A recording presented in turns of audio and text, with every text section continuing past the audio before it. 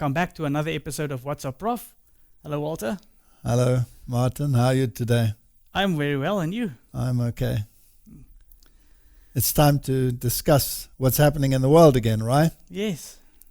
Like always, things are happening so fast we can barely keep up with everything. Exactly. And then we think, all right, we're going to do this, but we never get to what we really want to do because we always have to do something else, right? Something else pops up. Yes. Let's open with a word of prayer and then we can have this discussion. Our Heavenly Father, thank you so much again for giving us the opportunity to discuss important matters. We ask that you bless us and give us the Holy Spirit to enlighten our minds. In Jesus' name, amen. Amen. Now, Martin, we're going to discuss the Great Reset and the road to COP26. And I'm always amazed that there are people in the world that do not see any trend in any direction whatsoever. These are just purely coincidental events that happen to be crystallizing universally in every nation. Yes. And it just happens to come together, and everything is just pure chance. I also stand amazed. Don't you stand amazed?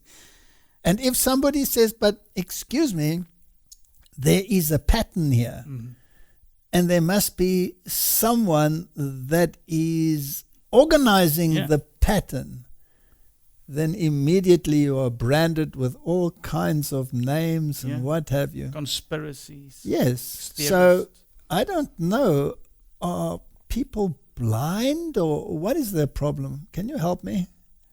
I think the devil keeps you blind, but there's nobody as blind as those that will not see. Will not see.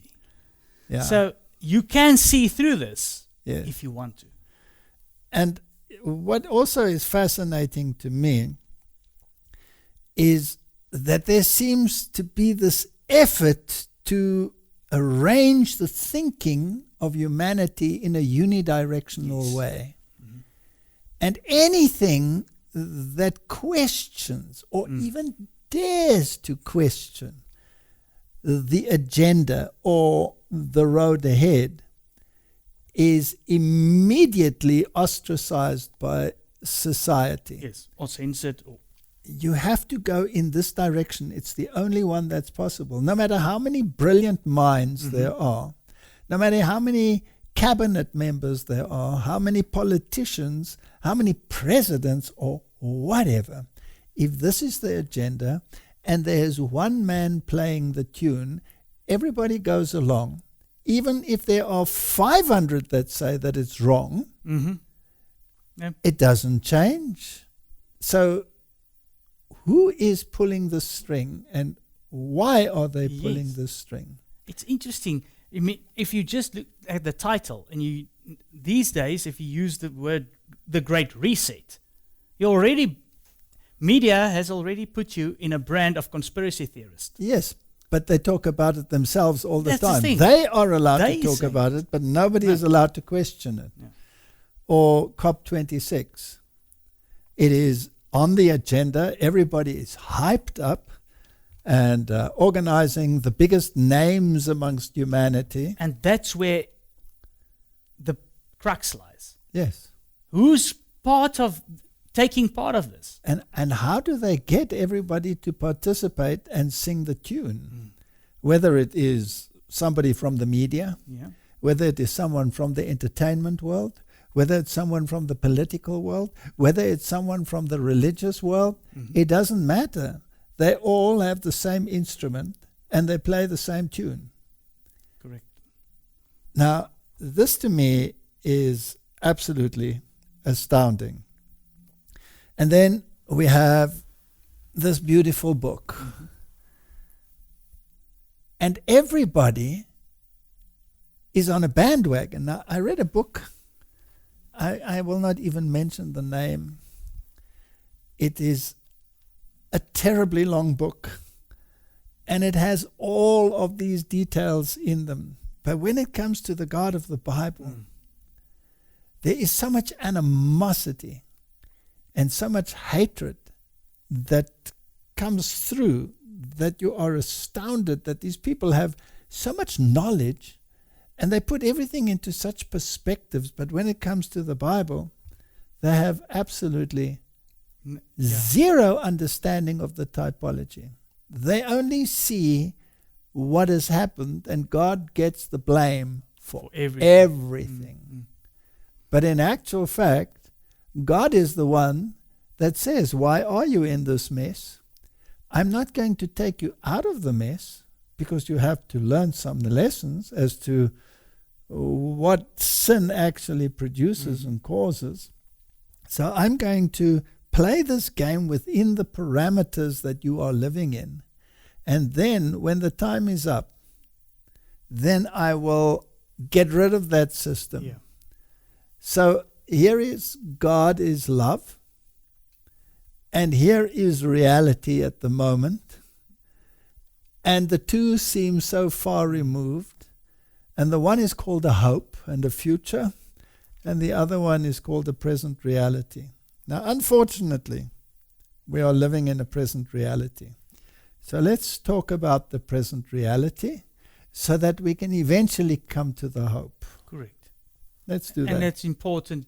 We're going to try in this discussion to put the puzzle again together, because there's a link of all of this to a certain agenda. Now, as we've discussed before, suicides are going up in the world at a horrendous rate. So obviously, people are not comfortable or are not willing to continue even living in the circumstances that the world is providing. And it must be terrible if you want to plan a future in a world of such uncertainty. And that is why it is so important that we have a hope. Correct. Because if you didn't have a hope, you wouldn't have an anchor. Nothing. You would be drifting in the sea of inconsistency, of nonsensical rules and regulations, absolute total restriction of personal freedom. I mean, is there such a thing left, such as personal freedom? Or is it encroaching into your very rooms within your own dwelling? Definitely. Everything, right? You're not allowed to be You're not allowed to do this. You're not allowed to do that. You're not allowed to say what you think. Nothing. Exactly. And somebody will climb on the bandwagon. But let's not have so long an introduction that we don't get to the topic. So basically what has happened now is we're just going to go through the timelines as to exactly what has happened and then discuss them. Correct. Here is an article in LifeSite, and it comes from February 2021. Secretive international banking group may enforce Great Reset green agenda on the world. Now, already just the headline. Why would something have to be so secretive? If there is a real problem, then let's address it and let the scientific debate or the religious debate or political debate continue, right? But no, everything is done behind the scenes. And already Jesus said, I have done nothing in secret. So they want to enforce the great green reset agenda. The US Federal Reserve has recently joined a little-known international conglomerate of central banks, all fundamentally committed to enforcing the green, eco-friendly dictates of the anti-life Global Governance Paris Agreement, in line with the Great Reset. Such a move has raised alarming concerns about the influence which banks will exert in enforcing green policies as part of the World Economic Forum's so-called Great Reset. Just the terminology tells you that people are uncomfortable because they don't know what's going on behind the scenes. Would you agree? Yes. In December 2020, the US Federal Reserve Board announced that it had joined the network of central banks and supervisors for greening the financial system, which is an international group of central banks and supervisors with the purpose of transforming the global economy in alignment with green, sustainable policies. The member banks are some of the most influential in the world, with national and international names such as Bank of Canada, Bank of England, Banque de France, Dubai Financial Services Authority, European Central Bank, Japan's Bank, People Banks of China, Swiss National Bank, US Federal Reserve. I mean, those are the big names. Mm-hmm. Now, Martin, if you're going to do a great green reset, that means everything non-green goes. Yeah. That's basically life as you knew it, right? Mm-hmm. Totally different from what we know at this stage. Absolute change. So either you switch over into a totally new economy or you sink. So if you are in the petroleum world, then you are in trouble, right? Yes.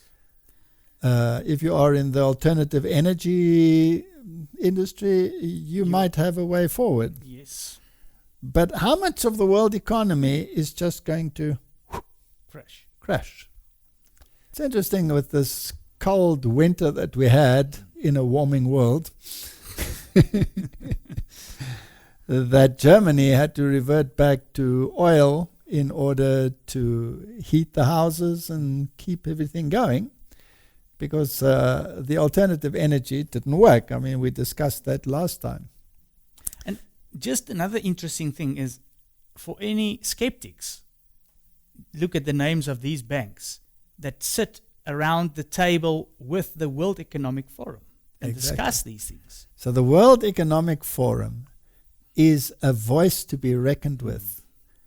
And it is also linked to the religious world. Correct. And this is where we are always very interested, in our ears prick up when we see the link between the religious world and this secular world. In actual fact, Martin, if you were a church, a Christian church, what would be your commission? Go ye into the whole world. And do what? Spread the gospel. Correct. Tell them of the good news. Just one question. Do you hear anything from the churches in that direction? No. No. No, you just hear about we have to save the earth. And we have to save the earth, all right? But the Bible says the earth is going to wear out like a garment, and the inhabitants die like flies. Mm-hmm. That's what it says, right? And it tells us that there will be total destruction of life. It tells us that the animals will disappear. Now, I've heard that they have a plan for a progression in order to implement their great reset. And many economists have spoken about this, and some of them are quite adamant that there will be an economic crash. Well, obviously, if you're going to dump 60-70% of the world's economy into the ocean in a great reset like this, there will be an economic crash, right? Yeah. So a recession such as the world has never seen. That's quite tumultuous. Does the Bible say that the merchants of the world will wail and that the gold and the silver is cankered? Mm-hmm. In other words, becomes useless. So there will be an economic crash. Now, we're not going to be predictive in terms of timelines. Some economists are saying by the middle of 2021.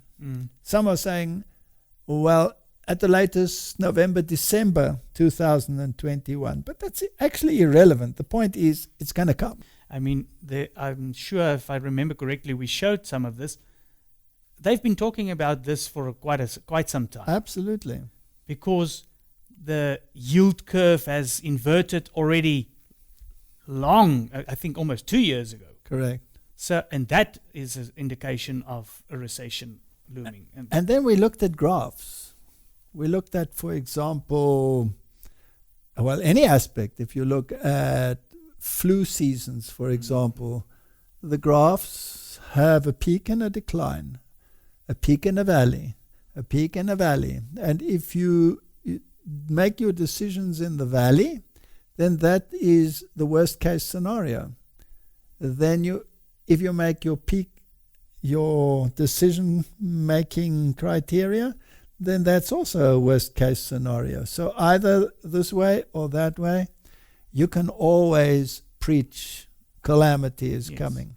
And the economic world has also had this kind of wave throughout history, and there's no reason why it won't continue. So the last sentence here is, meanwhile, amongst the observer banks are names such as the Bank of International Settlement, European Investment Bank, International Monetary Fund, World Bank, and International Finance Corporation. And these are the great bailout banks. Yes, the ones that help countries in debt. So they're going to stand there and become the heroes. Now, Martin, who's your hero when it comes to a total collapse of what we understand? My hero is Jesus, because he says he will be the Savior, taking you away from all this nonsense. Correct. But the secular world says, no, we cannot allow the divine foot in the door. We will say how it will happen. So the plan is, number one, we will have this pandemic. That is the opportunity for a great reset. Then we will have an economic crash, and that economic crash will just tell us that the world will have to be reset in a different direction, and whatever remains after that goes in the new direction. And then we need a climate agenda, because otherwise it wouldn't be green, right? Correct.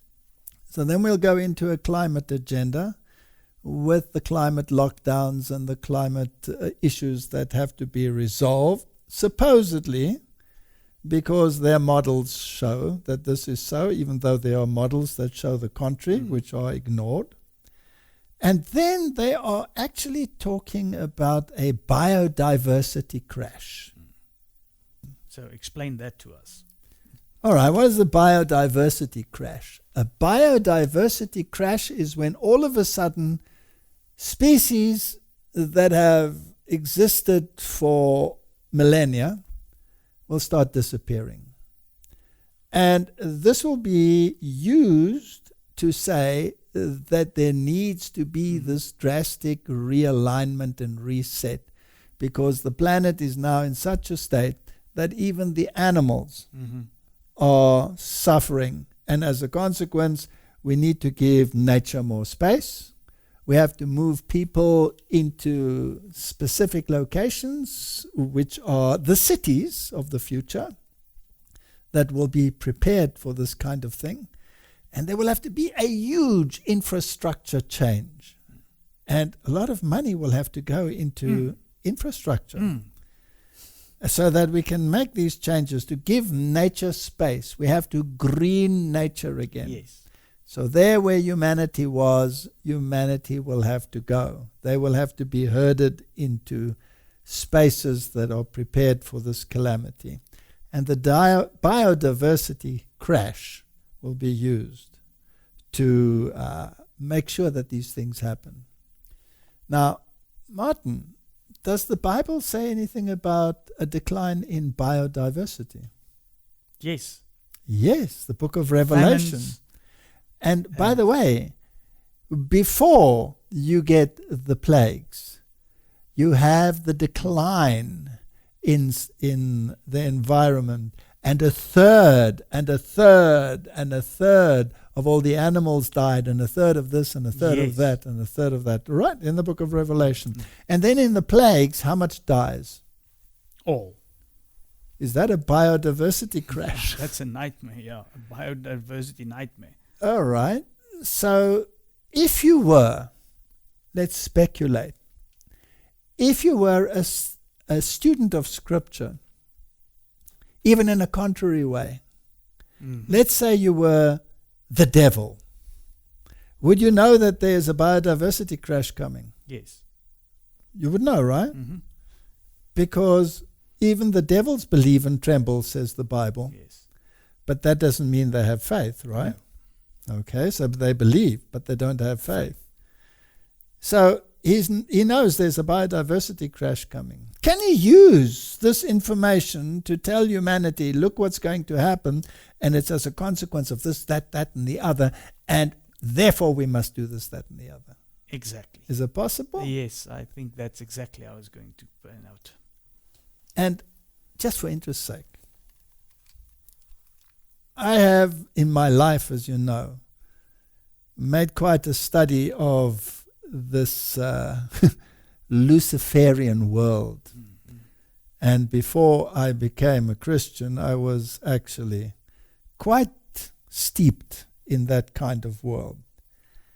And it always surprised me. If you take a book like Albert Pike, Morals and Dogma, which is basically the prescribed book for Freemasonry, it's based on the Bible. Yeah. But it is contrary to the Yes, Bible. Twisted version. It's a twisted version. It's a Luciferian version. If you take Blavatsky's writings, based on the Bible, Yes. everything is about the Bible, but everything is twisted Twisted round and reversed, right? And Morals and Dogma, for example, when you take the chronology, which chronology are they using? The biblical chronology. And which of the Bibles are they using for their chronology? They're using the received text. They're using the received text. King James. That is to me amazing.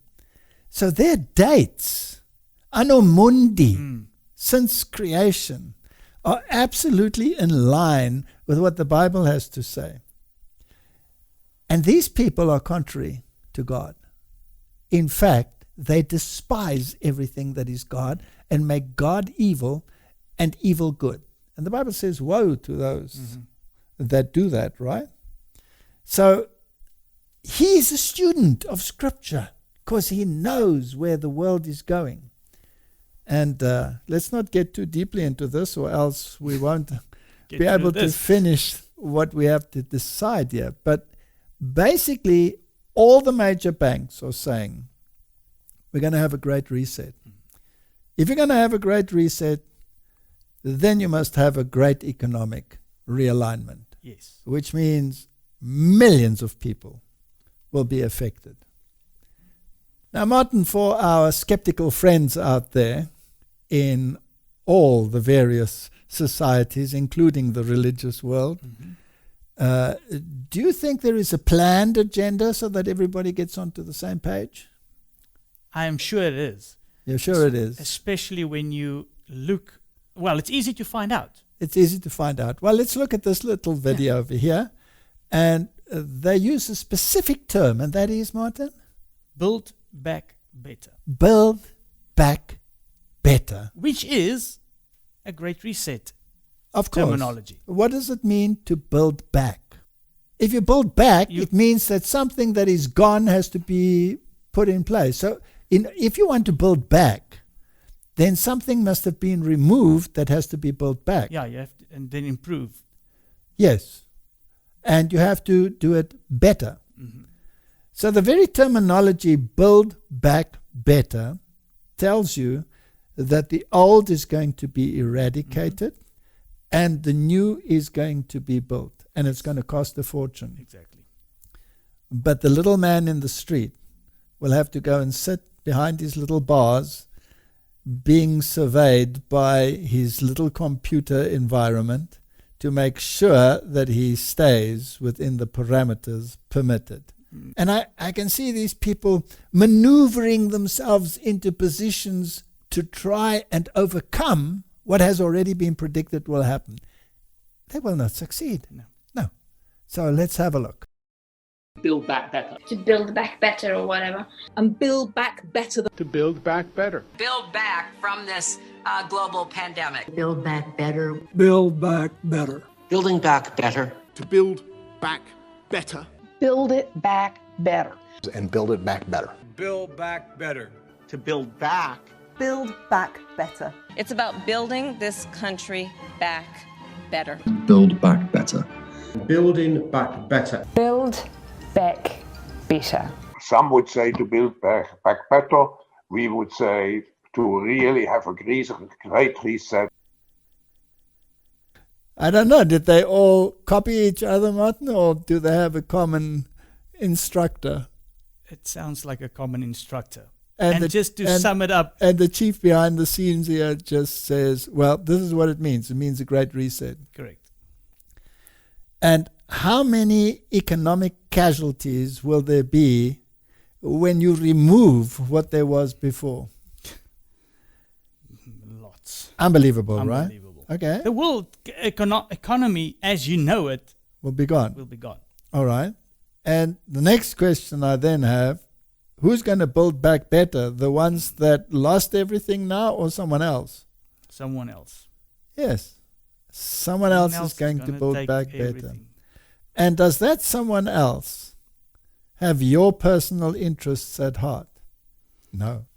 You must remember, they're doing it for the common good, because this is the big phrase that's being used. Okay. And that's the glue with the religious part. Correct. And of course, we've already defined who determines what the common good is. Obviously, the one who brandies that terminology the most, right? Yeah. All right, let's have a look at what this really means and what did Klaus Schwab actually mean when he said this.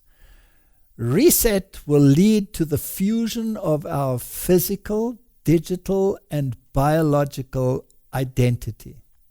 Martin, I want you to mull over that sentence.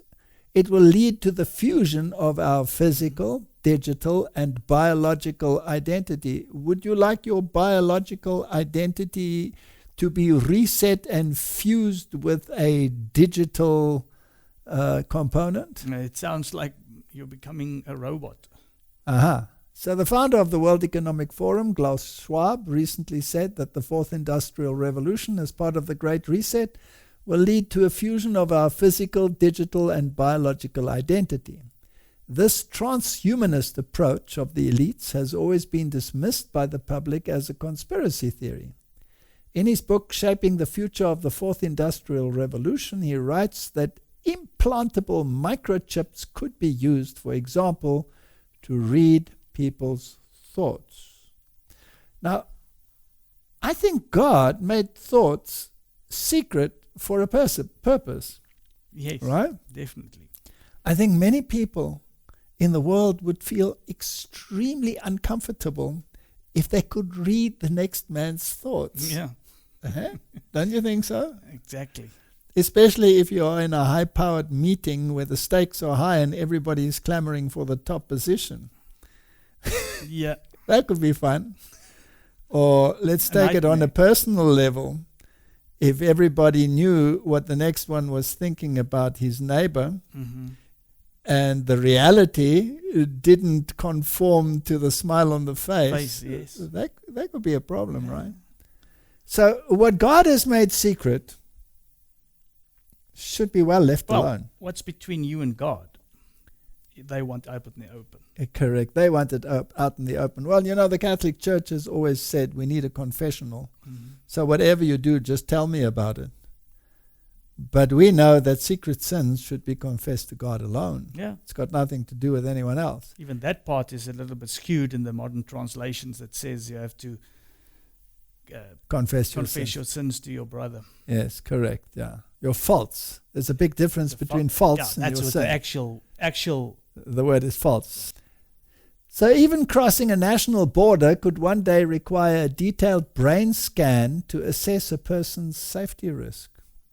In fact, some of us already have the feeling that our smartphones have become an extension of ourselves. Today's external devices, from portable computers to virtually reality headsets, are almost certainly implanted in our body and brain, writes Schwab. So what he's saying is now you have this gadget in your hand, but very soon you will have it implanted. It can be in your head. We've already had those phones where you can type on your arm. where you don't need a touchpad, you just use your arm.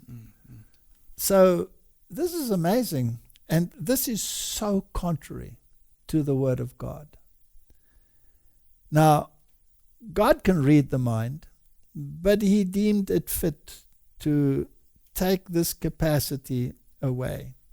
And Satan has been toying with this for decades. That's why he wants to have this possibility that I can read your mind. And he's had his clairvoyants and his mind readers, and they supposedly tell you this, that, and the other. And God calls that kind of thing an abomination. Yes. To try and predict the future, all these things. Correct. So basically you won't be able to even move in this kind of world. You'll be so regulated. So will they regulate the way in which you travel? Yeah, definitely. Let's say you want to go somewhere and they say, but this is not within the parameters that are permissible in our new society. You want to go to nature? No, you would be disturbing nature. So they will give you a car that drives itself. Will you have your own car in the future? How will this work? Let's just have a look. The biggest application is the autonomous driving. This is going to replace the entire transportation that we're used to today. You will no longer buy cars. But imagine there is an Uber that gets here in 30 seconds and is very reliable, very clean, and there's no nasty driver because there is no driver, and it's very safe. Would you not buy a car? One thing about AI is it gets better with data. In 10 years after its first launch, it will probably be so much better than people, most of us will be afraid to drive.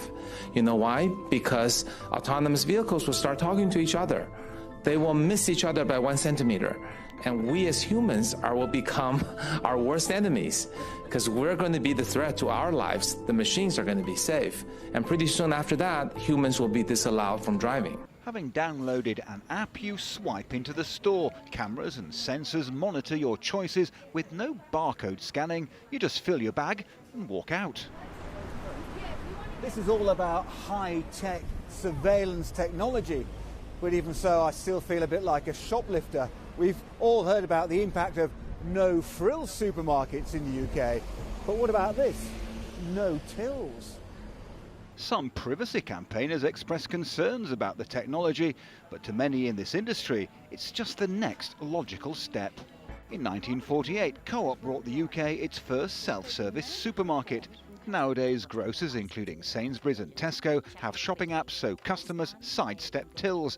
The Shop Workers Union is worried about jobs. So it seems that life will be very regulated. You don't need any more personnel. Everything can be digital. It would be a whole new world. And if this forms part of the Great Reset, then obviously there will have to be a lot of infrastructure that gets updated for those cars. Yes. These digital type of technology using stores. And also, like they said in the last part of the video, that workers' unions are worried because there will be unemployment because of these types of technology advancements. Yes. Now, Martin, if you're going to, like the Georgia Guidestones say, reduce the population in any case, then perhaps this is why you can use a system like this. But the interesting thing to me was that you will not drive and you will be scared to drive because you are actually a danger to others. The digital world can do it better. So I wonder whether they're going to fit camels and horses with with self-driving devices as well, because you won't be in control of your life. You can't make a decision that you're going to go here, there, or the other, because that vehicle is programmed to take you to a specific place. And anything that is deemed out of the bounds will be impossible to go to. It's also pushing a lot the view of the common good, that you will be scared to do anything that's not for the common good. Exactly, and to a large extent, they are using that in the medical world today already. Exactly. They Everywhere. are saying, if you do not do this, and if you do not conform to this standard, you are actually a danger to society. Yes. So, Martin, we've seen that they're saying there will be an economic crash. They're talking about a total reset of everything and to build back better. And then you must have certain dangers in the world that you have to guard against. And we've spoken about the climate one. We'll come more to that in a little bit later. Then you also have the danger of cyber attacks. So let's just refresh our memories as to what Klaus Schwab had to say on that issue. We all know, but still pay insufficient attention to the frightening scenario of a comprehensive cyber attack, which would bring to a complete halt to the power supply, transportation, hospital services, our society as a whole. The COVID-19 crisis would be seen in this respect as a small disturbance in comparison to a major cyber attack. To use the COVID-19 crisis as a timely opportunity to reflect on the lessons the cybersecurity community can draw and improve our preparedness for a potential cyber pandemic. So, Martin, the COVID crisis was an opportunity. Mm-hmm. Do you think a cyber crisis could be an opportunity? Definitely. Definitely, right?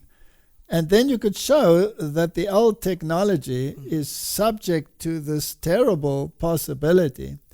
And the only thing to do with it is to scrap it. Scrap it. Let's go to something else, right? Yeah. So we suddenly in our lifetime are seeing not these calamities, but these tremendous opportunities. Now tell me, are there opportunities for you? No. There must be opportunities for someone else, right? Correct. But definitely not for you and definitely not for me, because my car will be gone. I will have no control anymore. My systems will be out, and somebody will have an opportunity. Who will that somebody be? Now, just for interest's sake, when we last discussed the events leading up to the pandemic, we saw that there were many exercises where they practiced basically the worst case scenario and introduced a world plan to deal with it. Yeah, a blueprint. A blueprint.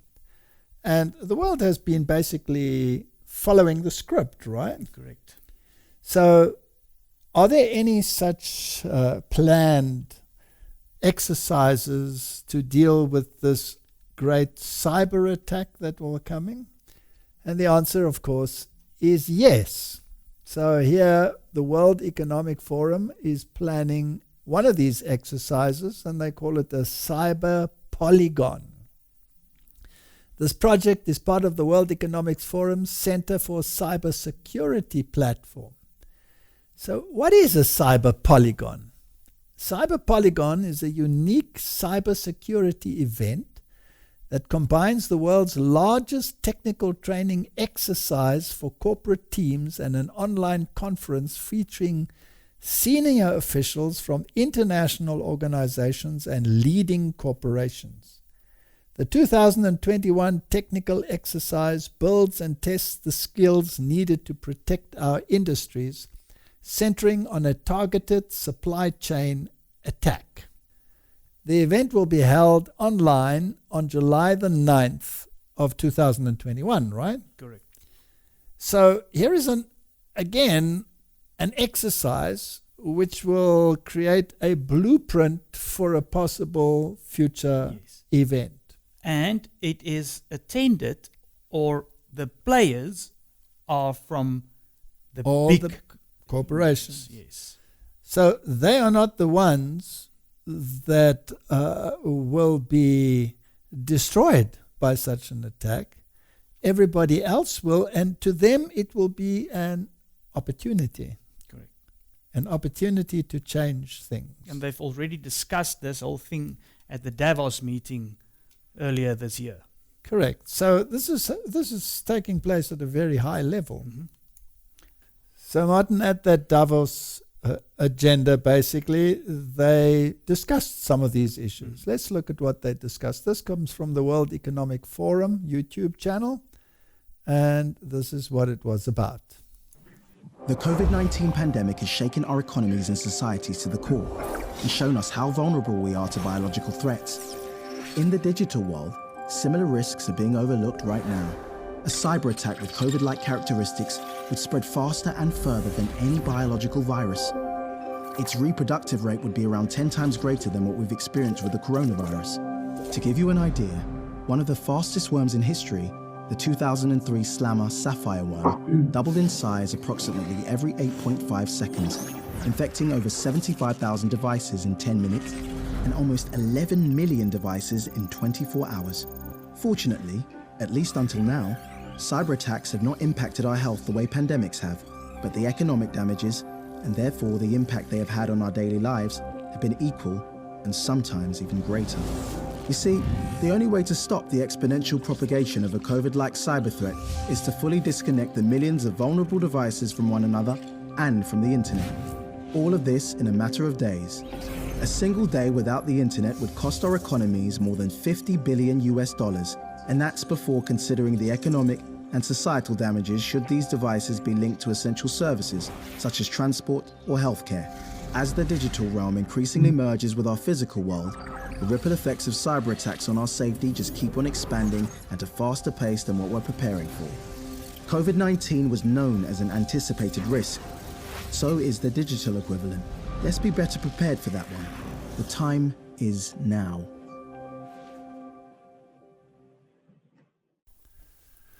I find it very interesting that they always link everything back to health.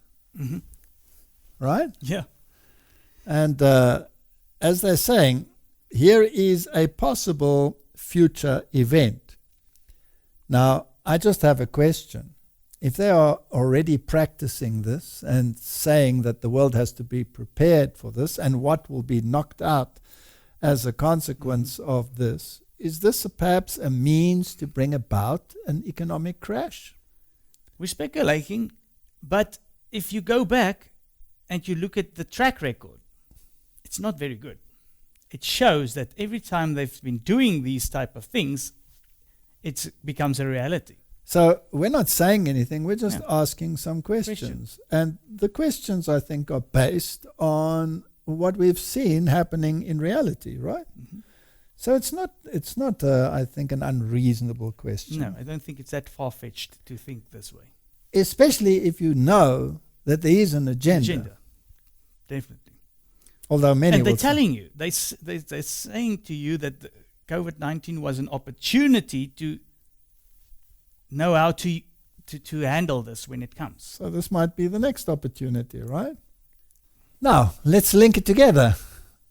Here you have the Catholic News Agency and says Pope Francis calls for global COVID-19 recovery plan in message to the World Bank and the International Monetary Fund. So is he involved in that circle? Yes. Absolutely. He's speaking the same language.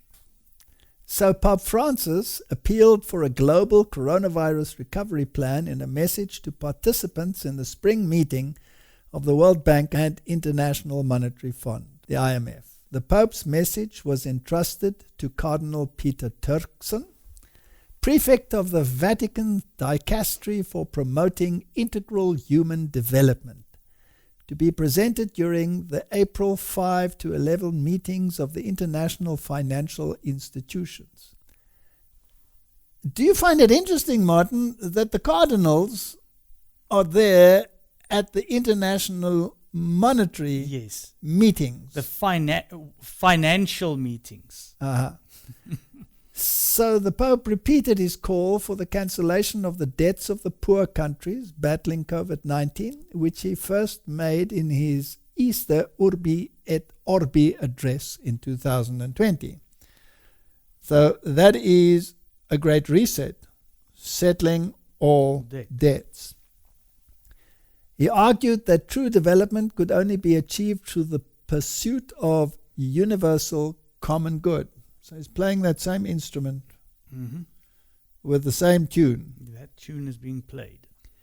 It follows that public money may never be disjoint from the public good. And financial markets should be underpinned by laws in regulations aimed at ensuring that they truly work for the common good. He said, referring to his Christmas Urbi et Orbi message, in which he called for vaccines for all, threatened by COVID-19, he said that the poor should benefit from justly financed vaccine solidarity. He insisted that the law of the market should not come before the law of love and the health of all. Interesting that everything is always linked to the health message, right? The three angels' message are also linked to the health message, but it's a very different health message, right? That's God's one, and this is, well, maybe the enemy's one. Martin, that's a dangerous thing that you just said. The enemy's one? Now, let's just get this straight. There are many things in the medical world which are absolutely marvelous. And any medical practitioner of whatever level or wherever engaged should have this paramount urge to help humanity. And in actual fact, in order to do that, Martin, you should always argue from cause to effect. Correct. Now, we're a little bit off the topic here, but let's just run with this for a second. Cause to effect. That has been totally eradicated by the pharmaceutical world. And the Bible talks about pharmacia as part of the activities of the beast of the last of the enemy. I'm hearing this all the time from the Vatican. Pharmacia is a witchcraft, but in actual fact, of course, it is the pharmacological world, Asclepius and all of these things. And if you think about it, if you go to the doctor, you come with the symptoms. And for the symptoms, there is a prescription. And that prescription comes from pharmacia, comes from the pharmacological world. So you have these big pharmacological companies, and they have people that call themselves reps, right? They represent the company. Yeah. They go to all the medical institutions and individuals and say, if this is the symptoms, this is what we have. Prescribe this. And in many cases, there are perks involved. Yes. In order to prescribe this. So the whole medical world has moved in the direction of reacting to the symptoms rather than the cause. God always wants to address the cause. The body is sick, there is a reason. Now, if you take the veterinary world, it's a very interesting world. Correct. Because if you have a pig that has symptoms, you're not going to put him through an MRI scan in order to find out what his problem is and where the problem is and then prescribe the medication, because then the value of the pig will have been exceeded by the value of the scan, the study in itself, right? So very often, if there are certain symptoms in the veterinary world, then immediately they will say, well, maybe it's a mineral shortage. Maybe there's a magnesium shortage. Maybe there's a calcium shortage. Maybe there's a zinc shortage. Maybe there is a minor element shortage. Let's add this to the food and see, the problem is solved. And there was a very famous Nobel laureate who wrote a book, Dead Doctors Don't Lie. And he came from that veterinary perspective and said, treat the symptoms, then you have what you have in the medical world. You don't actually solve the problem. No. But treat the cause, and you can help humanity. So my problem with all of this is that all of this is treating the symptoms. Mm-hmm. It never treats the cause. If people are immune suppressed, well, what could be the cause? Could it be a dietary? Correct. Maybe a deficiency. A deficiency? Could it be something that you could correct quite easily with lifestyle? And this is the issue. But they have made technology and pharmacia the answer to all the problems. Mm-hmm. So the problem is not really the medical world, it's the pharmacological world. Concluding his message, he wrote, "Solutions for a more inclusive and sustainable future, a future where finance is at the service of the common good, where the vulnerable and the marginalized are placed at the center, and where the earth, our common home, is well cared for." He's put everything into that one sentence. Yes. He's summed up the problem, and he is the master puppeteer. He will direct. Glue in that sentence the whole time is common good. Common good. The economy, the finance, the health, everything. And let's get it quite straight again. Common good is a moral issue. Yes. And that moral issue has to be determined by a moral entity, which is, of course, himself. Correct. But what if my moral compass is directly opposed to his moral compass? Then I have a problem, right? Correct. Because he who wields the sword also dictates the tune. Yes. But I have news for him. I have another sword. Mm-hmm. And this sword is mightier than his. So common good requires that we also have this common home, and that this has to be treated in a particular way for the common good. So let's just recap what these people are saying. In the past, when you're talking about climate change, you have said, quote, "I want you to panic. I want you to feel the fear I feel every day." Is there what particular study or scientific report did you read that made you come to this conclusion? Thank you for a question. First of all, let me just clear that those are metaphors. In speeches, you often use metaphors. Of course, I don't mean literally that I want people to panic. So there was no scientific study that made me come to that conclusion. Oh, okay. So you didn't say that. I did, but it's a metaphor that you often use in speeches. Metaphor for what? I mean, how do you, what I'm asking on panic, I want you to panic. What does that, tell me what you meant by that.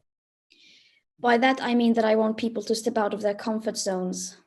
And to not just see the climate crisis as a far distant threat, but rather as something that is impacting people already today. And people to step out of their comfort zones to start taking real action.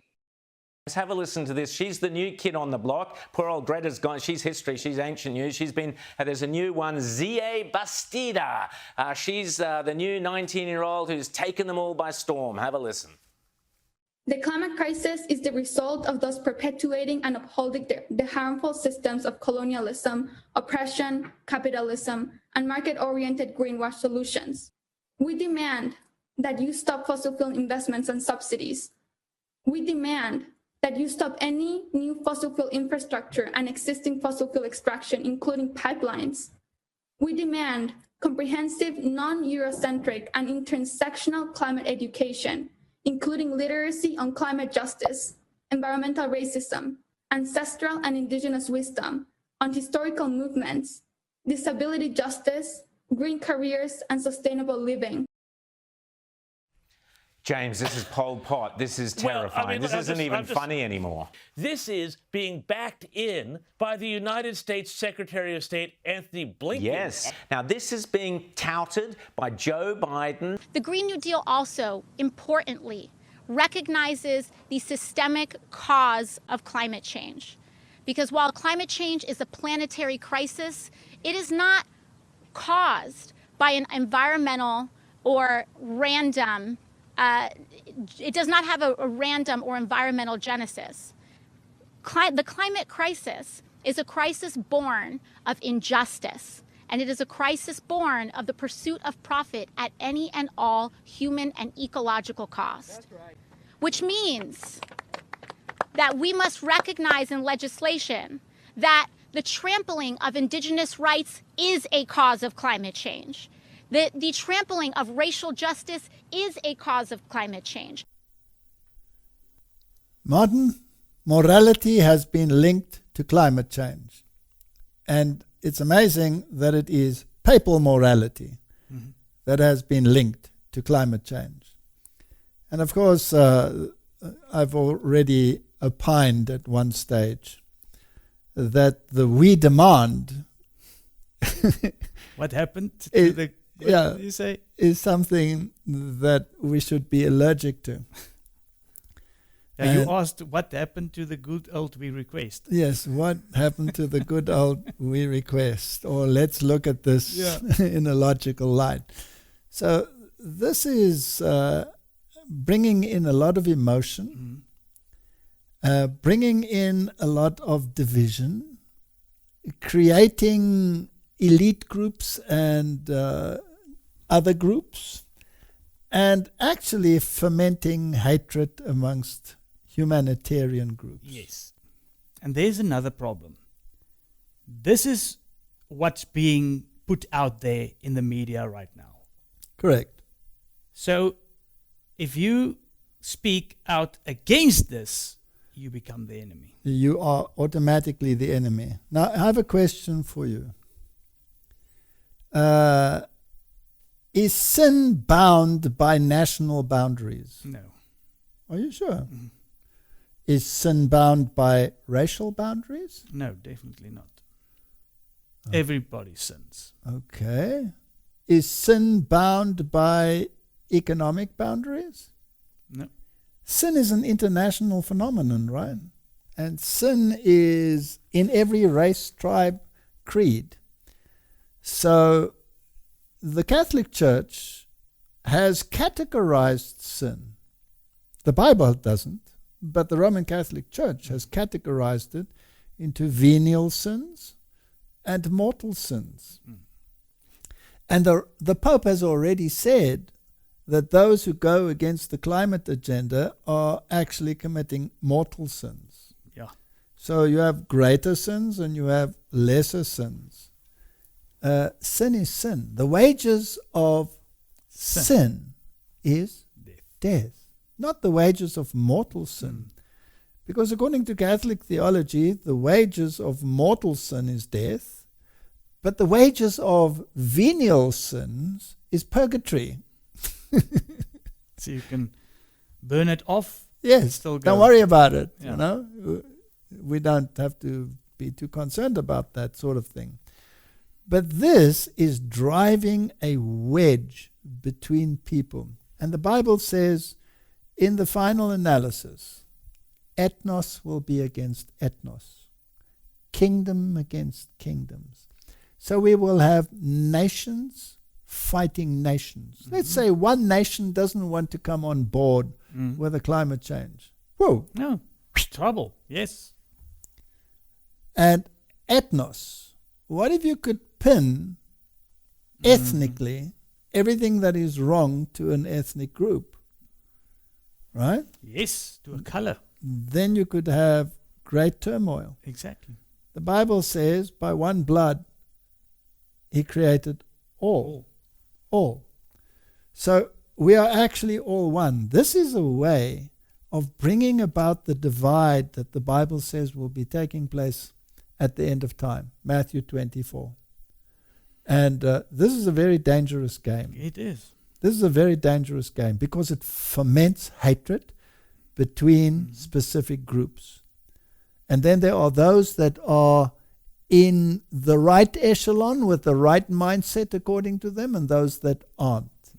And you can already see the passion in the faces and the animosity in the faces. Where is the God of love and tolerance and kindness and justice? There was that one portion where Greta said that I want you to become angry. Yes. That's not what the Bible says. No. So I would just like to reiterate that, when it comes to these issues, let's recognize the base problem. The base problem is sin. And sin leads to greed.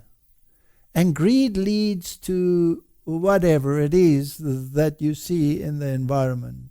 One person wanting to control everything.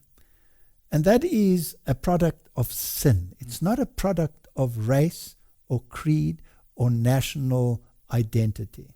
It is common to all humanity. Yes. And when you rise above it, and the only way to rise above it is to come out of the slavery of sin. And that is only possible in Christ. Correct. So instead of preaching this, nonsense, preach the gospel. Yeah, amen. So again, Martin, you need the media to come on board, right? The media has to now tout this so that the collective mindset can run in this channel. And don't you dare think contrary to it, because then you are an enemy of the people. Like our focus was to get Trump out of office, right? Without saying it, that's what it was, right? So our next thing is going to be for climate change awareness. What does that look like? I don't know. I'm not sure. I have a feeling it's just going to be like constantly showing videos of like decline in ice and weather warming up and like the effects it's having on the economy and really Who diving decides that? the head of the network, like just Who's that? Is that Zucker? Zucker, yeah. I imagine that he's got his council and they've all like discussed like where they think So that's like the next pandemic like story like that will beat to death. But that one's got longevity. You know what I mean? It's not like there's a definitive ending to the pandemic, or like it'll taper off to a point that it's not a problem anymore. Probably think it's going to take years, so they'll probably be able to milk that for quite a bit.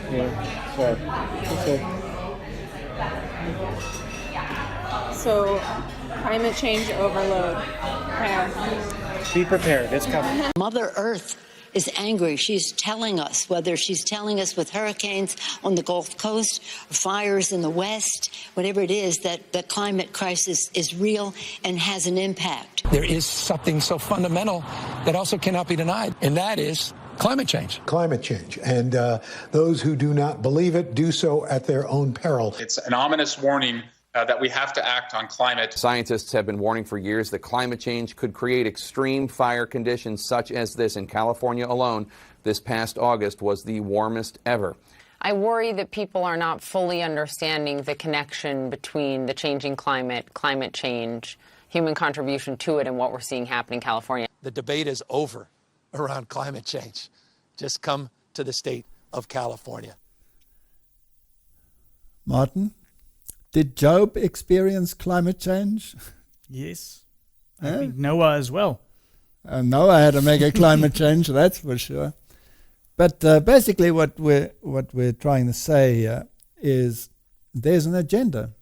Definitely. They absolutely admit outright that they're going to play this trumpet. You add the Build Back Better, you've got the climate change, everybody the same tune. They're going to play this tune no matter what, and you better be on board. So let's bring Pope Francis back into it, because no matter what the topic, the man is involved. Pope Francis in Earth Day messages warns we are at the edge on climate change. The man is everywhere. Maybe he should start working for CNN. Yeah. In Twin Earth Day messages, Pope Francis warned a gathering of world leaders and the global community at large that we are at the edge with climate change and the time to take action is now. The Pope made appearances minutes apart, April 22nd, during 2 virtual events marking Earth Day. The International Leaders Summit on Climate organized by US President Joe Biden and the Earth Day live stream organized by Earth Day Network. Both the global catastrophes, COVID and climate change, prove that we do not have time to wait, Francis said in a pre-recorded video for Earth Day Live. Time urges us, and as COVID-19 demonstrated, we do have the tools to face the loss. We have the instruments. This is the moment to act. We are at the edge. We need to ensure that the environment is cleaner, purer, and that it is conserved. We must care for nature so that nature may care for us, Francis said later to the summit. Then his final sentence, this is a moral imperative. Martin, that's what we said. Yeah. A moral imperative, and he's elevated it to the level of a mortal sin to go contrary to it. So if it's moral, it's almost salvational. Absolutely. If it's a mortal moral, sin, it's absolutely salvational. Yeah. Biden said, a moment of peril, but also a moment of extraordinary possibilities. Time is short, but I believe we can do this, and I believe we will do this. Ursula von der Leyen, President of the European Union, added this will be the make or break decade for our climate. Other nations, including Japan and Canada, also announced ramped up climate goals, referred to as internationally determined contributions, while others like South Korea, South Africa, and Bangladesh said they intended to submit new targets in the coming months. Then you even had President Xi Jinping said the globe's largest coal consumer would strictly limit its coal use in the next 5 years before phasing it down. Brazil was involved. He previously was not that interested in this. He actually started to go against. But he's come round, right? No, he's come round. He said, no, they'll definitely do some. All right, so what did he say? Brazil's President Jair Bolsonaro, who once threatened to pull out of the Paris Accord, said he would move up the country's net zero target by a decade to 2015 and end illegal deforestation by 2030.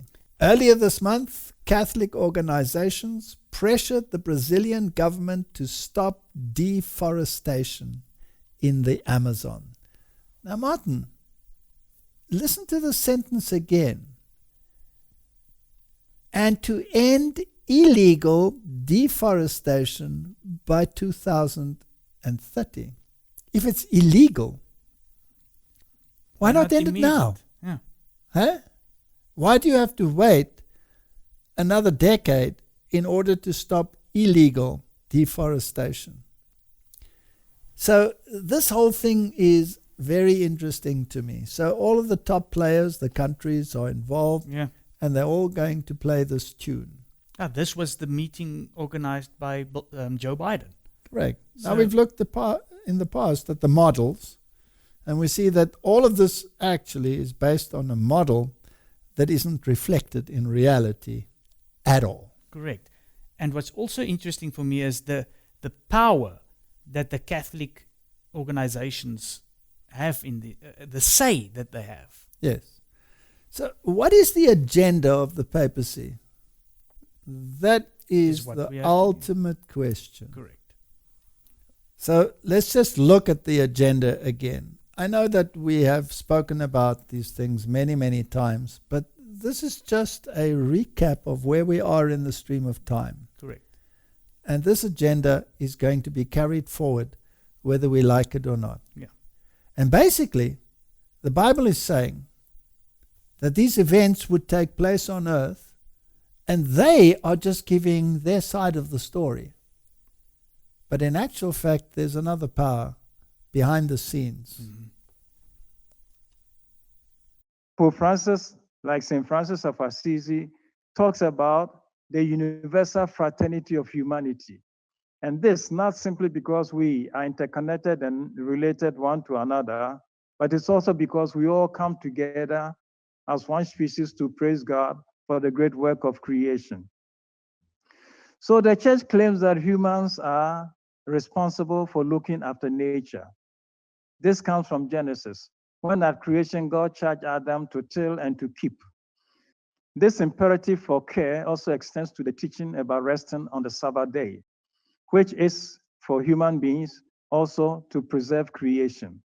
Indeed, from the book of Deuteronomy, related with the book of Genesis, Sabbath has a sense of liberation, has the sense of giving respite and rest to any other system, any system that is oppressed and that lives in bondage. And I was saying it's a great honor for me to be asked to say some words during this webinar. And because we're here to discuss biodiversity, and I suspect that most of the people listening are human beings, maybe there's a few dogs and cats in people's houses, but let me bring the voice of the wild to start off with.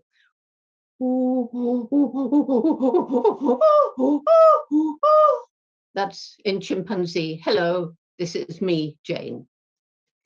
I did indeed spend many years studying our closest living relatives. We know now that we share 98.6% of our DNA with them. And during that time, I learned a great deal. We've got this one beautiful green and blue planet, planet Earth, created by God. How is it possible that the most intellectual creature to ever walk on this planet is destroying its only home? So, Martin, there in a nutshell, we had the biodiversity issue and we had the Sabbath issue. Mm-hmm. And this was what the purpose of the Vatican was in introducing this massive change. And I'm always intrigued when we hear these stories that we share 96% of our genetic material with the chimpanzee. And that is why we are related. But in the same sentence, she says that God created it, right? Mm-hmm. I'm sure she is aware, as a scientist, that we share 95% of the genes with a mouse. So, we can throw around with figures like that, and just to make it really ridiculous, we share more than 76%, I believe, of our genes with a banana. Mm. So am I now directly related to a banana because I have 76% of those genes? So why do you use all of this? The genetic system is such that there are all the structural genes which code for proteins and enzymes and all of those things, and they're the same. The metabolism that takes place in protein production in a banana is basically the metabolism that takes place in protein production in any creature.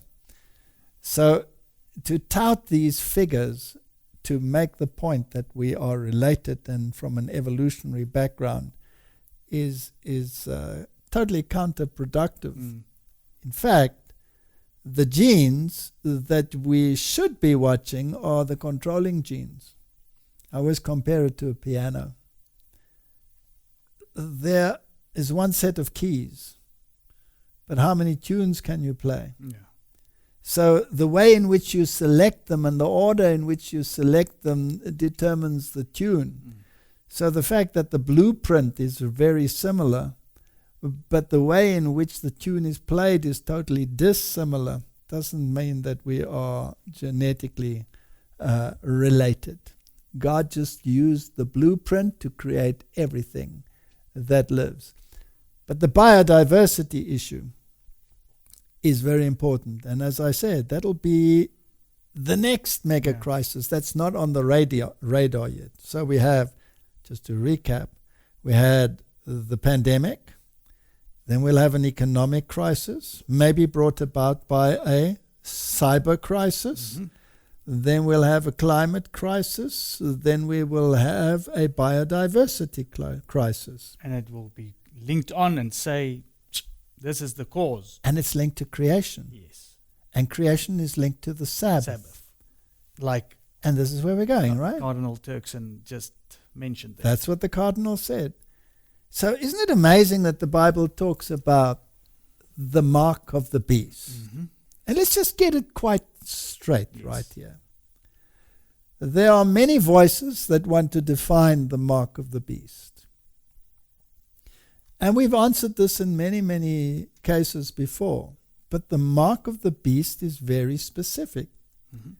Because the beast is a politico-religious entity described in Revelation chapter 13.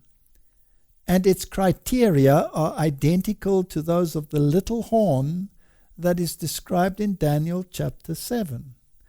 And the criteria as listed one after the other, when it would arise, how it would arise, what kingdoms it would remove when it arose, that it would persecute the saints, that it would change God's times and God's laws, that it would rule for a specific period, that it would have a mortal wound, in other words, lose its political power and regain it when the mortal wound is healed, and that it will instill its mindset upon the world fits to one organization and one organization alone, and that is the papacy. Correct.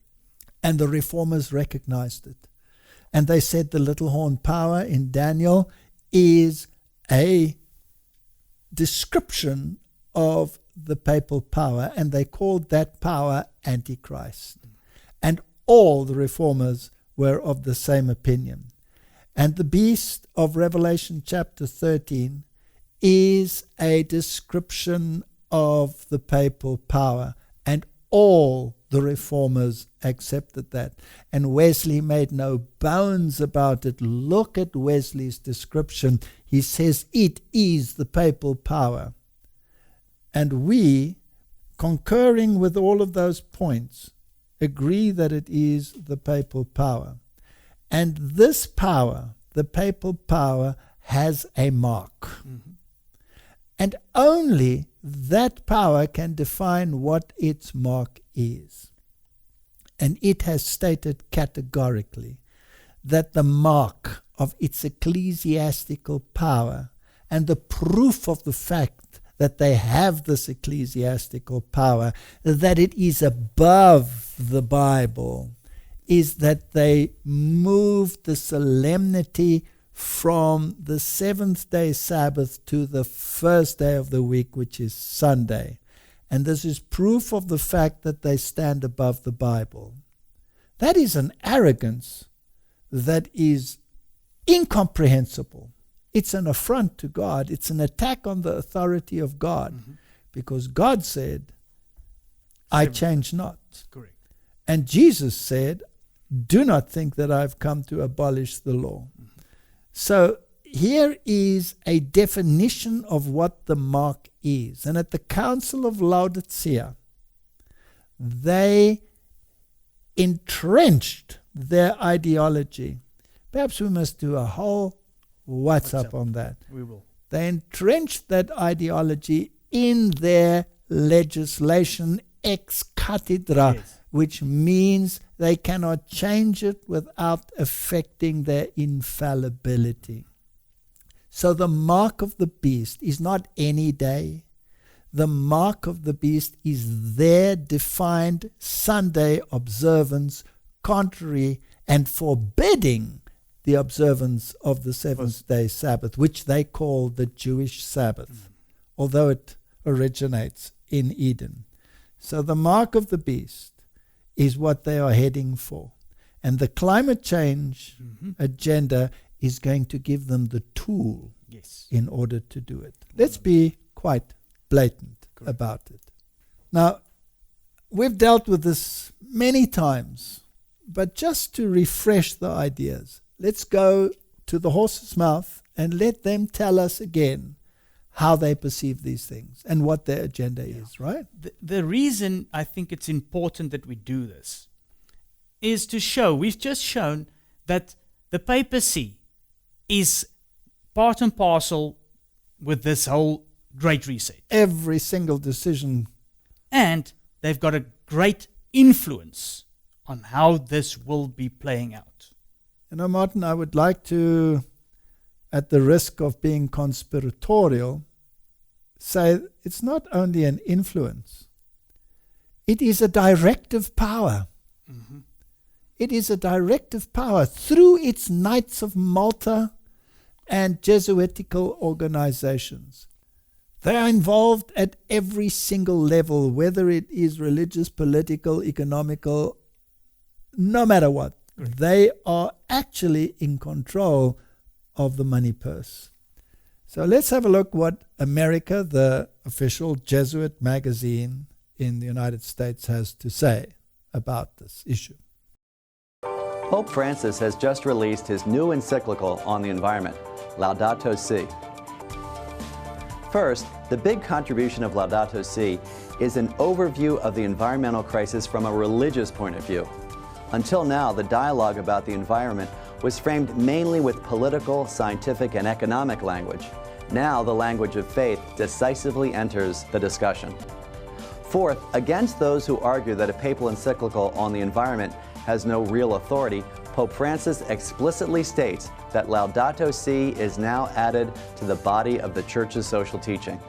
It continues reflection on modern-day problems that began with Leo XIII's encyclical Rerum Novarum on capital and labor in 1891.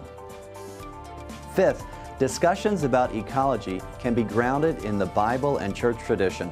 In Chapter 2, Pope Francis introduces the Gospel of Creation, in which he leads readers through the call to care for creation that extends as far back as the book of Genesis, when humankind was called to till and keep the earth. And finally, this encyclical is addressed to everyone on the planet and calls for a new way of looking at things. We face an urgent crisis when the earth has begun more and more to look like, in Pope Francis's vivid language, an immense pile of filth. Still, the document is hopeful, reminding us that because God is with us, all of us can strive to change course. We can move towards an ecological conversion in which we can listen to the cry of the earth and the cry of the poor. To use religious language, what the Pope is calling for is conversion.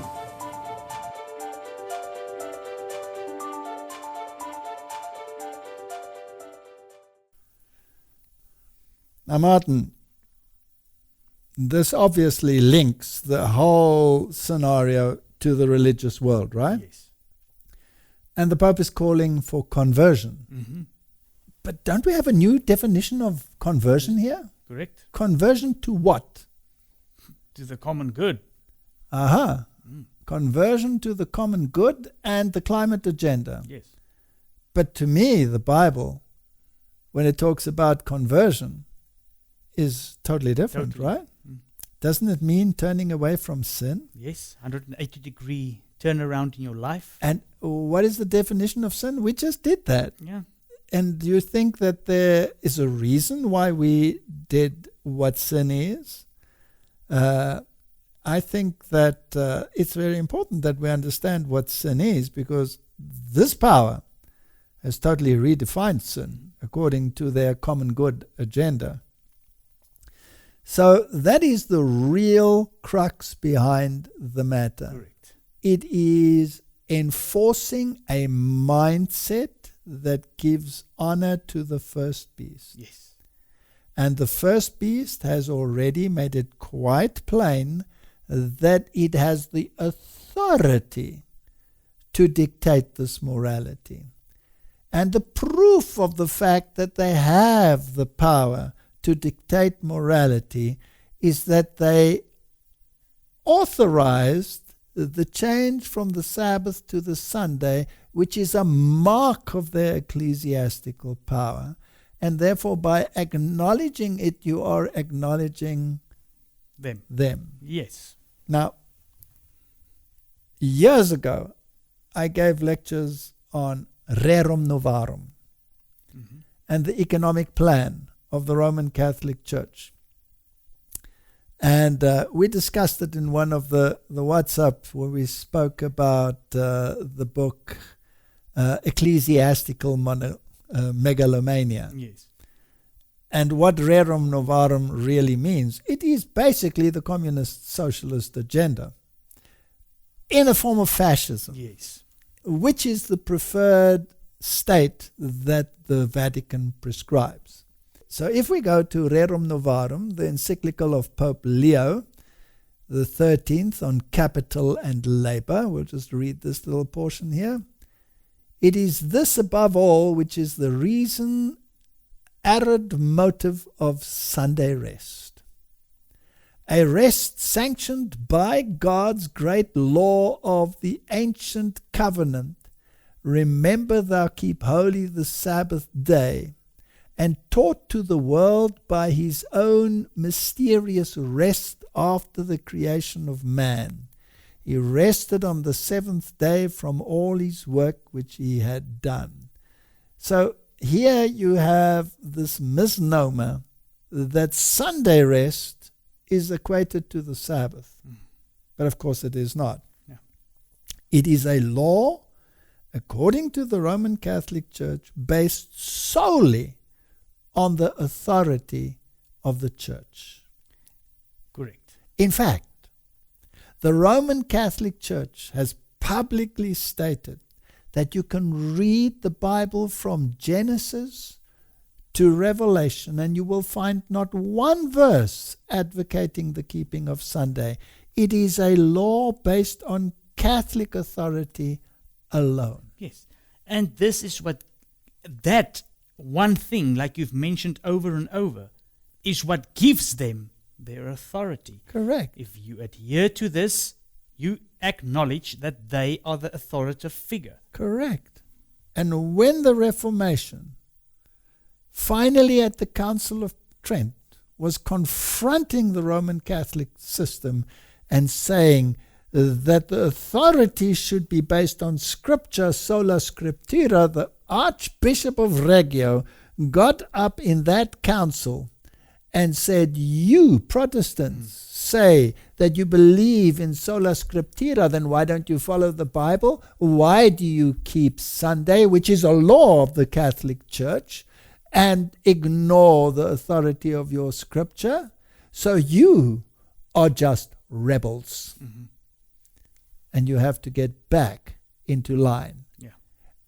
And had the Reformation at that stage taken the opportunity, and had they said, you know what, you're right. Mm-hmm. We should go back to the authority of this word, and this word prescribes the keeping of the seventh day Sabbath, and not according to your law at the Council of Laodicea, the first day of the week, which is based on your tradition and your authority alone.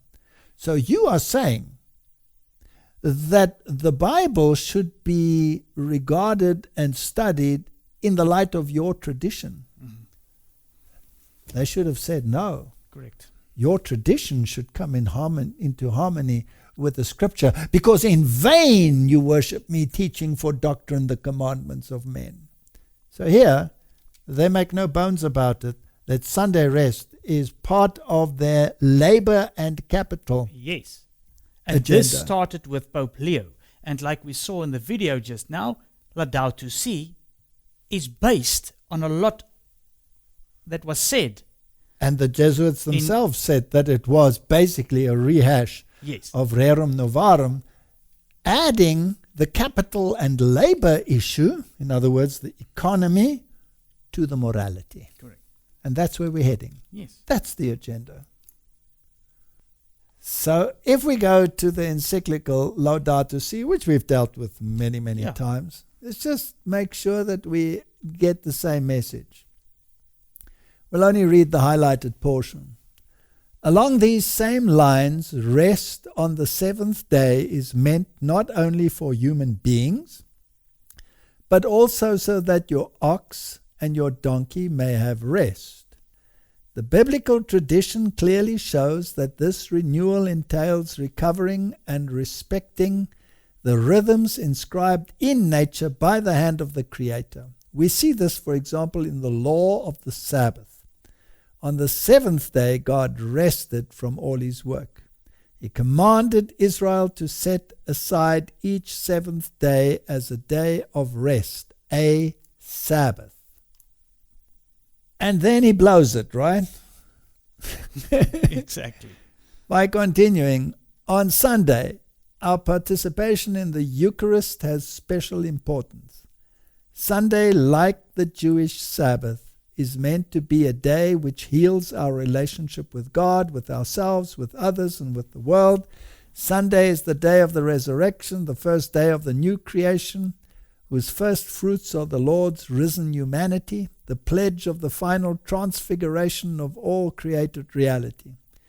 It also proclaims man's eternal rest in God. In this way, Christian spirituality incorporates the value of relaxation and festivity. So now here he moves the solemnity from the Sabbath to the Sunday. Yeah, from the first day, seventh day to the first day. Correct. The law of weekly rest forbade work on the seventh day, so that your ox and your donkey may have rest, and the son of your maidservant and the stranger may be refreshed. Rest opens our eyes to the larger picture and gives us renewed sensitivity to the rights of others. And so the day of rest centered in the Eucharist. Martin, what day is that? You just said it. The Sunday. The Sunday. Yes. Sheds its light on the whole week and motivates us to greater concern for nature and the poor. I don't know how he gets that one, but he links it to creation, right? Now, just linking it to the Eucharist, and they want a common Eucharist. They want a common Eucharist with the Protestant world. Yes, not even the Protestant. They want it with all nations. We've shown in a video long ago that the Hindus and all of them attend masses. Correct. Now, the Eucharist, of course, is a perpetual sacrifice, one and the same as the cross, which violates the biblical scripture which says by one sacrifice he has forever made perfect. And then embedded in it you have transubstantiation, so that it becomes the literal body and the sacrifice that was enacted on the cross. Yeah, they say that the priest has the power to create Christ in this wafer. Correct. And since Mass is being read all over the world in different time zones, there is not a second when there is not a Mass, when Christ is converted to a literal body. That basically negates Christ and makes him basically a corpse to be consumed by all humanity. It is the greatest affront against the one sacrifice whereby he has forever made perfect. This is an antichrist system. This is an apostate system. This is a system that takes upon itself powers that belong to God alone. I won't be surprised if the future laws that will be implemented will have something to do with forced or coercion into a common Eucharist. Well, they've been pushing that in the ecumenical movement for many, many years. So we have the Sunday and we have the negation, basically, of the one sacrifice whereby Christ has made perfect. Now, Martin, the papacy is planning and has planned meetings with a number of role players. And from the medical world, there's Fauci, for example. But I'm fascinated at the type of people that are being invited to take part in these summits. So you have rock stars with very questionable ideas that they put out there into the world. You have pro-abortion people and you have anti-abortion people. And we've already said in a previous one that the papacy is well geared to absorb any ideology as long as it is not based on the scriptures. So we said that it is willing to absorb and capable of absorbing those that want to be saved by their works and those that want to be saved in their sins. It's amazing that they don't address the sins of some of the individuals which they employ in their activities. But they do address anyone who wants to stand on the scriptures and the scriptures alone.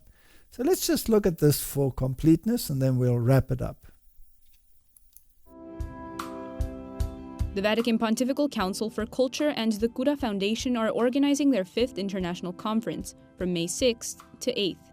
The theme this year is Exploring the Mind, Body, and Soul. Speakers will include Anthony Fauci, Chelsea Clinton, Jane Goodall, Joe Perry, and researchers from distinguished universities like Duke, MIT, Harvard, and Notre Dame, among others.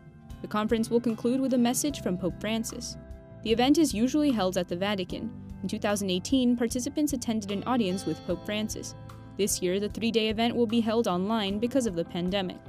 Like in previous years, leading physicians, scientists, religious leaders, policymakers, and philanthropists will discuss the latest breakthroughs in medicine, healthcare delivery and prevention, and the cultural impact of technological advances.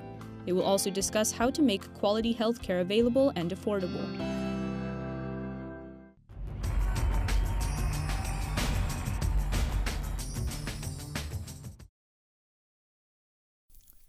Before we sum that up, it's interesting that they have that picture, which is, of course, the very famous one, where God and humanity are touching, but they're wearing medical gloves. Again, their form of the health message is always linked to their message, because that's how you keep people captivated. Yes. They have fear of diseases. And the great savior is the system which they have created. Whereas God has given a health message to his people, and he has promised none of the diseases with which the Egyptians were plagued shall be upon you if you follow my health directives. So the Vatican is planning this meeting, and they're calling Fauci, Chelsea Clinton, Pfizer CEO, big tech oligarchs at health conference, exploring the mind, body, and soul. You see, we're linking religion and health and everything. How innovation and novel delivery systems improve human health. The speakers include prominent and diverse names such as the CEOs of Pfizer, Moderna, the director of the National Institute of Health, Francis Collins, the head of Google Health, David Feinberg, Dr. Anthony Fauci. Also speaking at the conference will be the United Nations representative and conservationist Jane Goodall, New Age activist Deepak Chopra, rock guitarist Joe Perry, Mormon elder William K. Jackson, executive chair of the British Board of Scholars, and imams Sheikh Dr. Asim Yusuf, model Cindy Crawford. That's quite a collection. It's amazing. So just this should tell you that it's not just a get-together. No, this is not a friendly get-together. This is an agenda. And to anyone who denies that there is an agenda, I can only say, please wake up from your ostrich theology and just wake up to what's happening in the world. Topics for the conference range from, are we what we eat? Now it's interesting, Martin, that even on the level of eating, there's a counterfeit. Correct. There is a New Age agenda and there is a biblical agenda. And what's on the table might be the same. Mm-hmm. Do you know what's interesting? When I was involved in the occult world, the high occultists, they would go onto vegetarian diets. And they believed that this was essential for their spirituality. And people that were steeped in occultism were often vegetarians. Adolf Hitler was steeped in occultism, but he was a vegetarian. So in the New Age movement and in all of these movements, if you want to have a spiritual enlightenment, a clear mind, then you would move in that direction. Now, that doesn't mean that the vegetarianism is wrong. No. Because God also wants you to have a clear mind, and He's given you this kind of thinking. But if you are steeped in the New Age, then that which is in itself good is used for a wrong purpose. So you have to be very careful when you make a study of these things. And then, of course, they're going to discuss human enhancement. Do you think you can improve on God's very good? Well, we've shown previously that there's a lot of... And Klaus Schwab also said this human implant, transhumanism. Then to living healthily to 120 and beyond. It's interesting that many of the prominent people in the world regularly reach the hundreds, right? And they are mostly vegetarians as well. But some of them have very interesting connections to Masonry and occult agendas. Correct. Let's not go there. Too much in that. Sustainable healthcare, protecting our environment, religious dietary practices and health. Is there a counterfeit health message? Definitely. 100%. There's a biblical one. And there's a counterfeit. And it might actually be close. Right? It might actually be close. Like the devil works like that. Yes. It's always like, it's like that you said, the difference between presumption and faith. It's a hairbreadth. It's a hairbreadth. This is fascinating to me. And how do you define the soul? Revolutionizing of cell therapy as well as comprehensive COVID-19 solutions and new generations of vaccines. So the more crises you have, the more medical intervention you have, the more dependent you become upon the health system.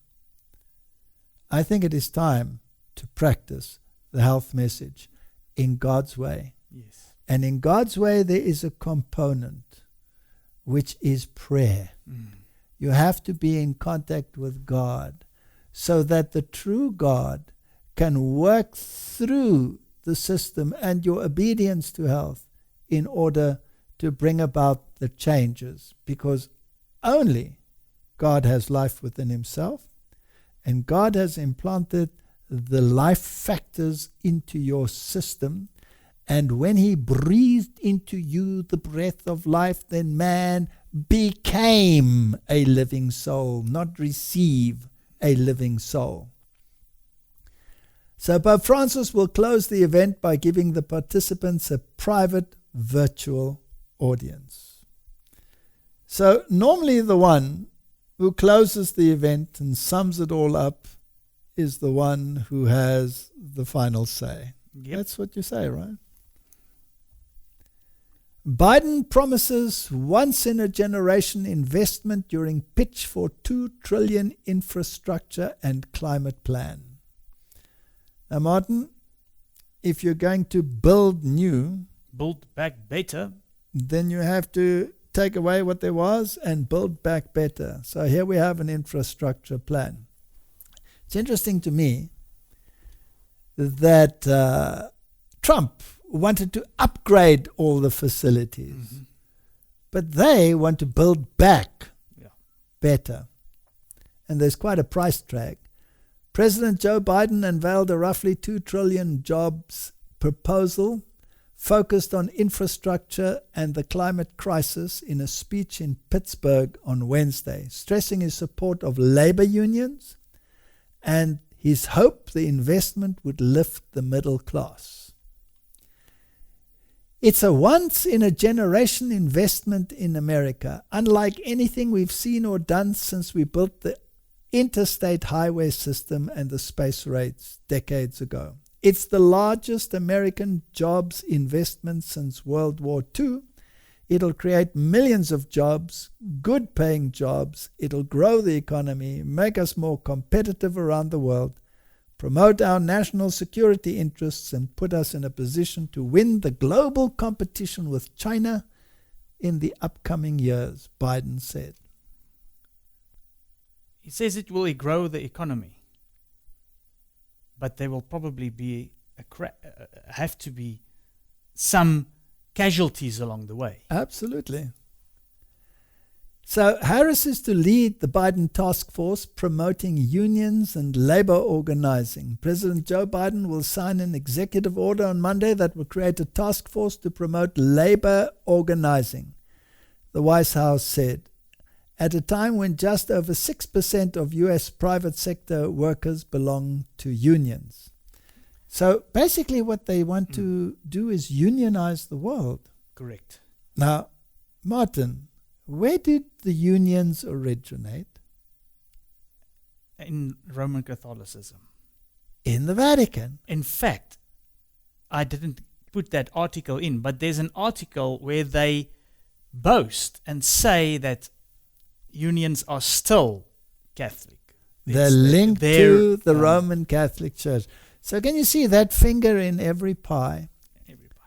So when it came to rerum novarum and capital and labor, it was essential to create the great labor unions.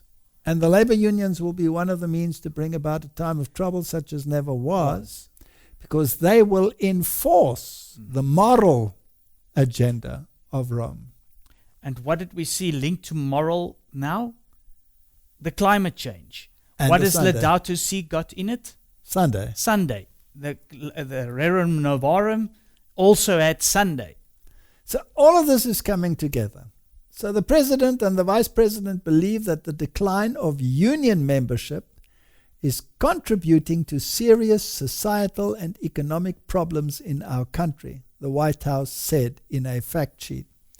If you want to go back to an era of Reaganism and Thatcherism, the great problem that these people had was the labor unions. So they started to put pressure on the labor unions to get rid of them. But that's contrary to the papal agenda. Mm-hmm. So here we have the reverse taking place. Yes. This just in time for this great reset. Just in time. And the labor union will make sure that every single person complies. Correct. Because if you don't do what they say, you could just end up in pieces. Correct. Correct? So let's just read these statements from the Spirit of Prophecy again. We are now to use all our entrusted capabilities in giving the last warning message to the world. In this work, we are to preserve our individuality. We are not to unite with secret societies or with trade unions. We are to stand free in God, looking constantly to Christ for instruction at every step. All our movements are to be made with the realization of the importance of the work to be accomplished for the Lord. Martin, can you see that this is in direct opposition to the trend in the world? So is there an agenda, yes or no? Definitely. Absolutely. If you can't, I'm sorry, if you cannot see this now, then you have to, open your eyes. Absolutely. Satanic agencies are becoming more determined in their rebellion against God. The trade unions will be the cause of the most terrible violence that has ever been seen amongst human beings. Now, we've had a couple of examples of that in our own environment. I've had my ribs broken by trade union actions, so I know what it means to stand on the other side of their wrath. I have looked into their eyes, and I've seen things in those eyes that would scare you to death if you didn't have God. Amen. Because God is mightier than all of these powers put together. I want to state it categorically that I believe that the powers of evil are working now such as never before in human history. And the papal power is just what the scripture said it was. It is the power that aligns itself against the majesty of heaven. And if you go along with the system, you will suffer their same consequences. Therefore come out of her, my people, that you receive not of her plagues. And that is not the easy route. No. The easy route will be to conform. So they will come together, the churches will come together, they will have a Climate Sunday. The culmination of the campaign will be a National Climate Sunday event on Sunday, the 5th of September 2021. To share church commitments and pray for bold action and courageous leadership at COP26, Climate Sunday has been organized by churches together in Britain and Ireland with the support from charities, Christian Aid, Tear Fund, Russia, UK, and Operation Noah. This is fascinating, Martin. Is there an agenda? Definitely. Are we heading in a direction? Yes. Have we been singing this tune? We've also never changed our tune. No, we don't change our tune. Because they don't change theirs. No, we cannot change our tune because our tune is directly from Scripture. Yep. Okay, Martin, let's just look how they're pushing the Sunday issue.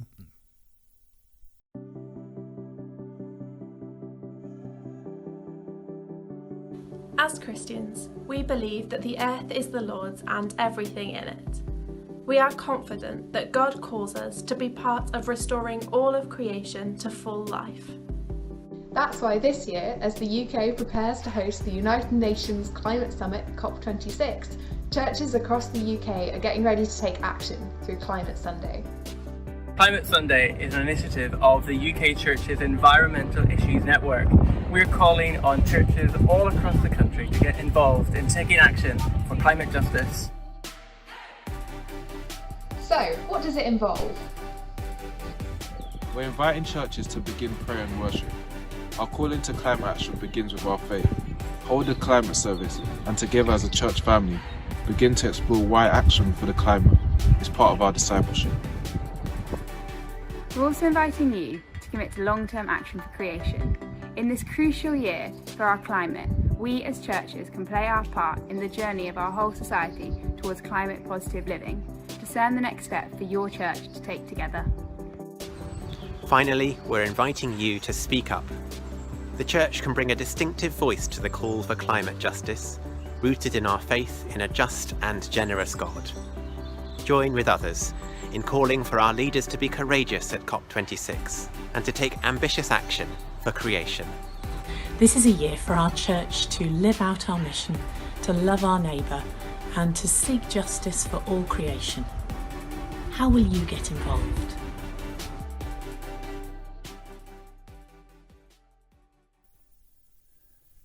Martin, isn't it interesting that they want all of these things in place before the end of 2021?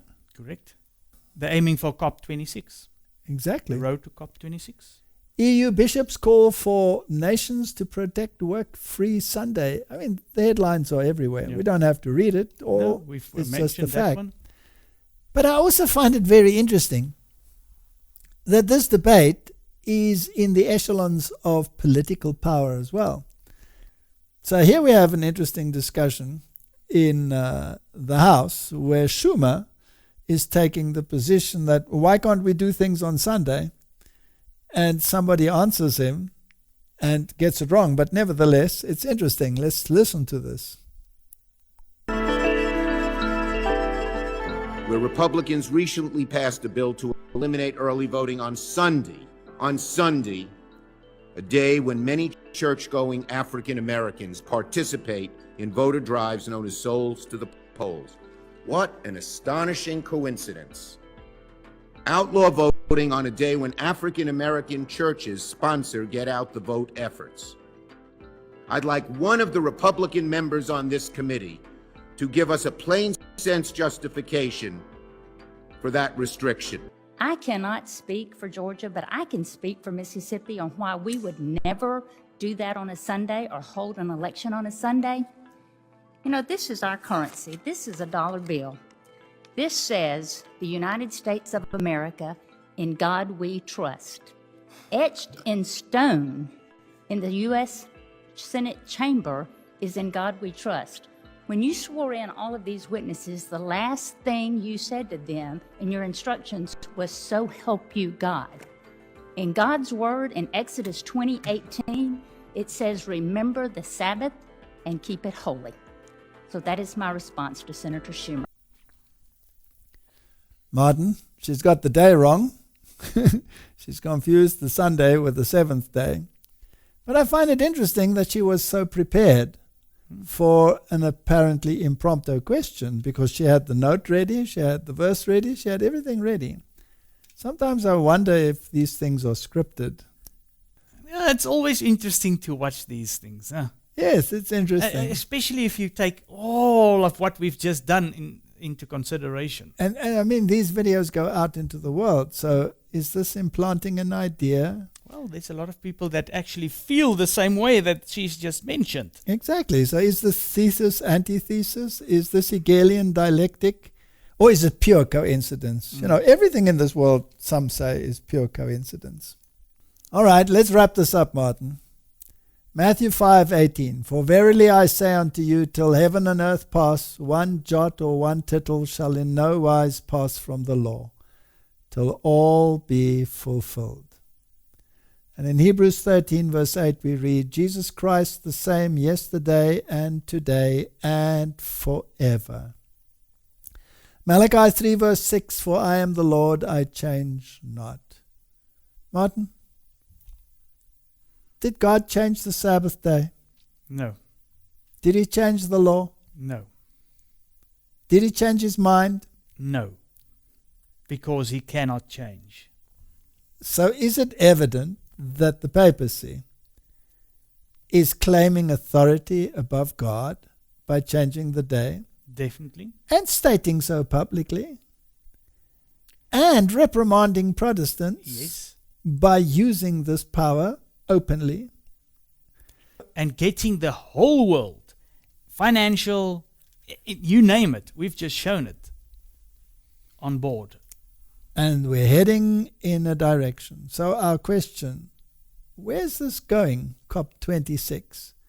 And why is the agenda so urgent? Is it because the time is short and they know it? Let's pray. Heavenly Father, we have said all along there's an agenda. And there's an agenda behind the agenda, and there are puppeteers. And they are singing the same tune. And they are using their propaganda machine to create a similar mindset in all of humanity. And anyone who dares to contravene or contradict what they are saying is an enemy of the common good. Heavenly Father, help us to be individuals that make individual choices based on your word, is my prayer in Jesus' name. Amen. Amen. Thank you for watching this video. To subscribe to our channel, click here. To get notifications, click on the bell. To watch the next video, click here. Thank you, and we'll see you again.